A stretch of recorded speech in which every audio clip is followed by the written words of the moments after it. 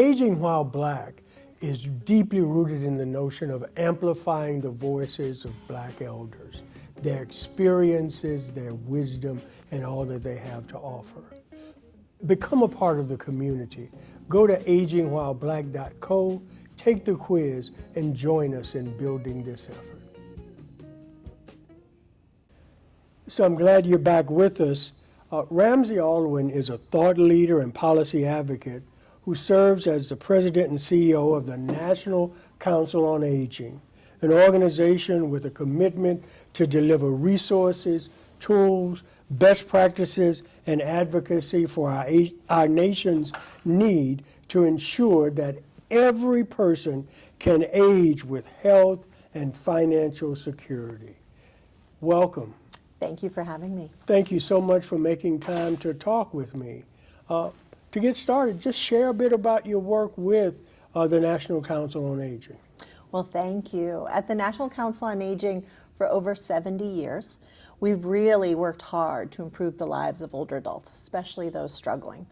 We provide help with jobs, enrollment in programs that can help with food and medicine and other basic needs, help individuals navigate chronic conditions like hypertension, diabetes, obesity, and prevent falls.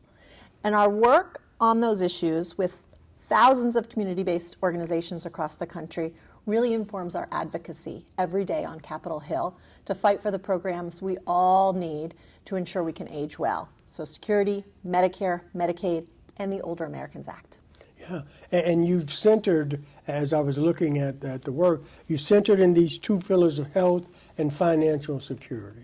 We have, and for us, and I think so many of us in aging, we understand your health is your wealth. Your wealth often dictates your health. They're interconnected. Yet we've built this portfolio of programs, services, education, products, and advocacy that really help us dive deeply into the key anchors related to health and economic security. So on the economic security side, we do a lot of work to help people enroll in the benefit programs they're eligible for.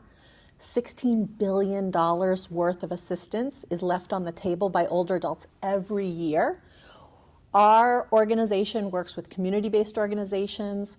We have a free website, benefitscheckup.org, and a call center to help get those older adults connected to those programs they deserve.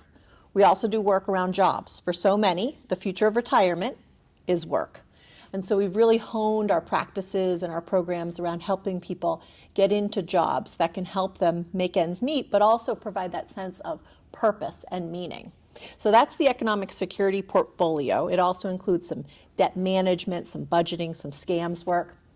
And on the health side, we've really honed our efforts around chronic disease self-management. 80% of older adults have 2 or more chronic conditions. And there are some simple evidence-based strategies that can help mitigate some of those symptoms. So we actually certify on behalf of HHS those evidence-based interventions, and we do the same for falls prevention. And for us, that can really bend the curve on the quality of life and individual experiences as they age. And so we've been trying to bring those lessons to bear and trying to scale those interventions that we know work. I look forward to talking with you more about that. So when you hear the phrase aging while black, what's top of mind for you?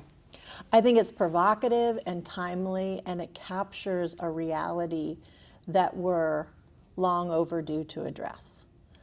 The challenges of aging while black are significant, they're cumulative, and they actually result in some pretty devastating health and life expectancy outcomes that as a country we need to reckon with and remedy. It's amazing that we've seen longevity gains, but we know from the data that it really depends on your income, your education, your zip code, your race and ethnicity. A white woman, an African American man, the variation in our life expectancy can be 10 to 15 years, depending on our education level, our income, and our zip code. We need to reconcile and reckon with that reality, and we need to make some targeted investments so that that is no longer a disparity in America. Thank you. So what do you see as the implications or opportunities for this synergy of this discourse around this intersection of aging and race, specifically as it relates to people who are Black, and the very important work of the National Council on Aging? What are some implications and opportunities? Well, I think there's a lot of opportunity. I mean, in our 70-year history as an organization, we've focused on individuals struggling. In many ways, that's translated to socioeconomic status. Over 95% of the lives we impact every year, and last year it was nearly 6 million, those are low-income individuals. But more recently, we've been thoughtful about looking at that next layer and disaggregating further, and better understanding the lives of those struggling while aging. And when we do so, we recognize the disparities when you cut by gender, race and ethnicity, geography, sexual orientation, become more exacerbated and more challenging. And so I think there's a real opportunity to look at existing programs and services within the field of aging, supported by the Older Americans Act, and have some conversations about ways we can better design those programs, those interventions, to meet the needs of populations that have largely been left behind by the existing design. Sounds exciting, and I'd certainly love to be a part of whatever conversations emanate to make that a reality.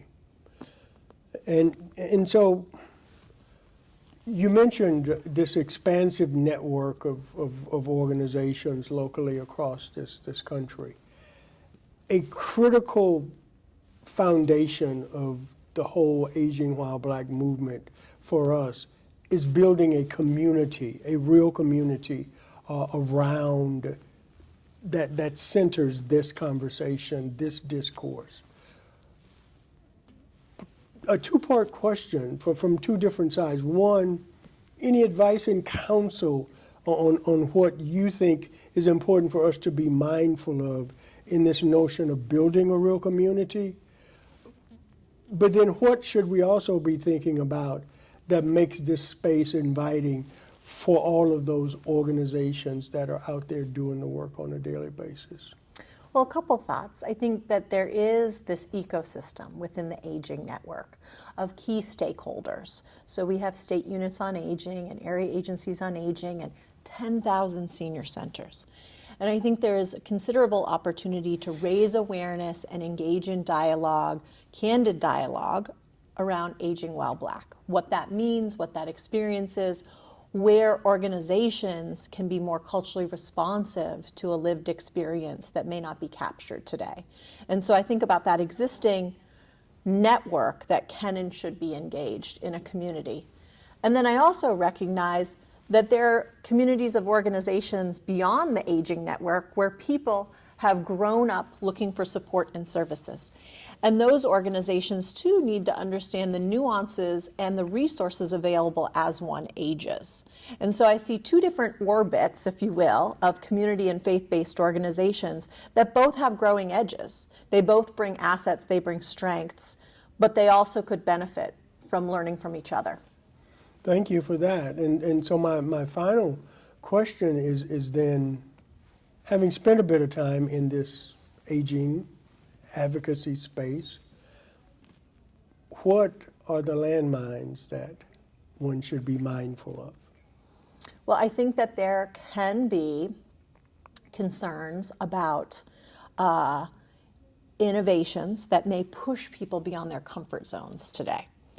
And vulnerabilities and trepidation when it comes to new stakeholders. So for instance, I would say aging and aging while Black is bigger than the nonprofit sector. Yes. It requires engagement from the private sector as well as the public sector, as well as nonprofits. And that means different conversations, new and different people around the table to grapple with these major demographic shifts that we're experiencing and some of the root causes as to why not everyone's getting the longevity gains that they desire. And so I think that there can be some vested interests in the current way of doing things that make some feel a little threatened when we broaden the conversation and add new people to the table. But these really are megatrends. Disparities in life expectancy and health span, longevity gains. These are bigger conversations than the nonprofit sector alone. And so we do need to have a more global, inclusive, multi-sectoral conversation about the issues, the trends, and the solutions. I so appreciate your time, your insights. I look forward to having more conversations with you about this and many other things. And so Thank you. thank you so much for the time. My pleasure. And thank you guys for joining us. Certain you've seen all of the activity around Aging While Black. You're invited to join the community if you haven't. Go to agingwhileblack.co. Check out the new piece, The Movement Includes You Too. We want you to be a part of this discourse at the intersection of aging and race.